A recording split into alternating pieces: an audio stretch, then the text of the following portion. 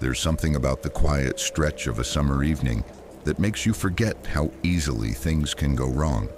You let your guard down, lulled by warm air, the scent of cut grass, and the distant hum of cicadas, until something shows you how vulnerable you really are. My name is Ethan, and what I'm about to tell you happened in the summer of 2009, when a camping trip with two friends turned into the most terrifying experience of my life.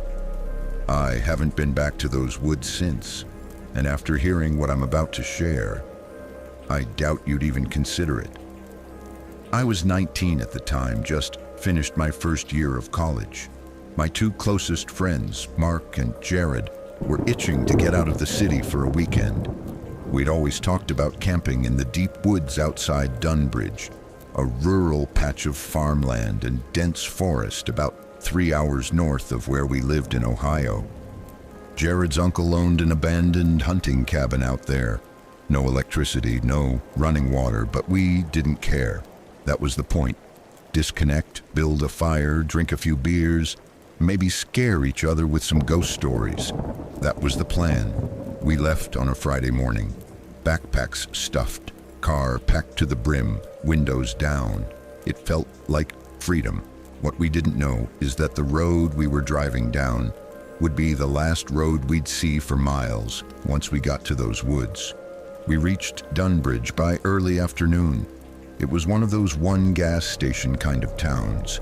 Dusty roads, faded storefronts. We stopped at the gas station to fill up and grab some snacks. That's when we first got the warning. The old man behind the counter, he must have been in his 70s, saw Jared loading firewood into the car and asked where we were headed. When Jared told him we were staying at the old Larrington cabin, the man's face seemed to drain of color. "That place?" he muttered, his eyes locked on me. "Dead serious.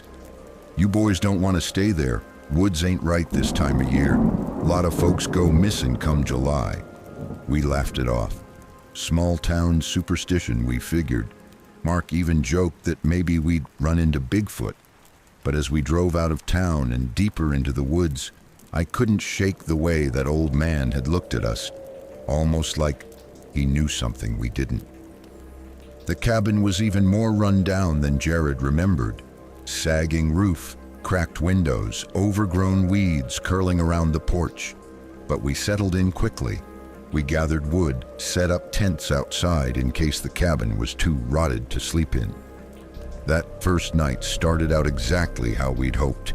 Beers by the fire, dumb jokes, ghost stories. Around midnight, though, things shifted.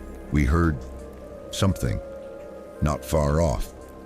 A snap, like a branch breaking underfoot.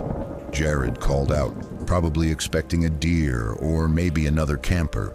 No answer, just the steady buzz of insects and the crackle of our fire. Then a second snap, closer this time, followed by something heavier, a slow dragging sound through the brush. Mark stood up, flashlight in hand, and scanned the tree line.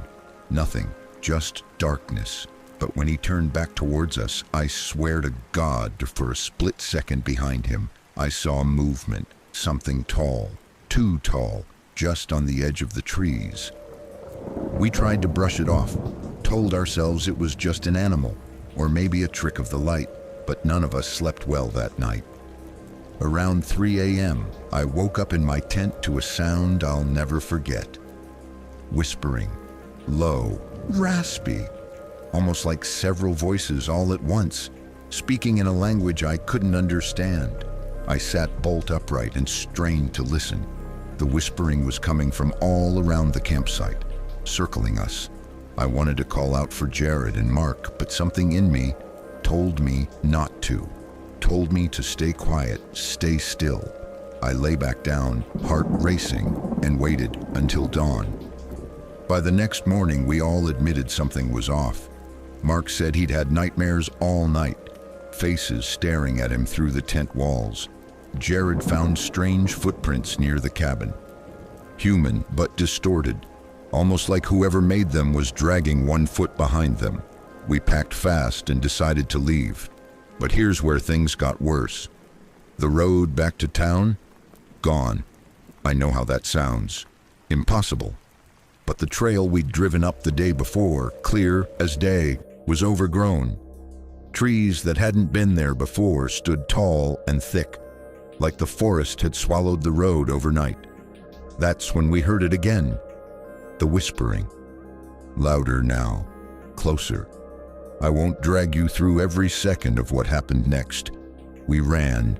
Hours, maybe days. I'm still not sure. The forest twisted on itself.